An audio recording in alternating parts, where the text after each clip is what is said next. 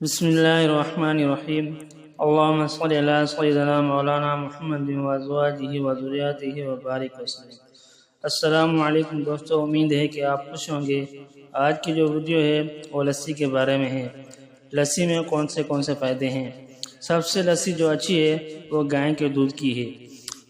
تو لسی میں کون سے فائدے ہیں؟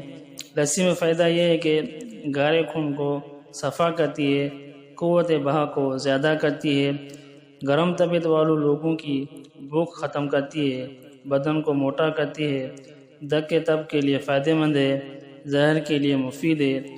لوہے کو گرم کر کے دہی میں ڈال کر دودھ کے ساتھ کھائے تو دست خون والے بند ہو جائیں گے، تپ والے دست بند ہو جائیں گے، تپ والے کو آرام دیتا ہے اور پیشاب کو جاری کرتا ہے۔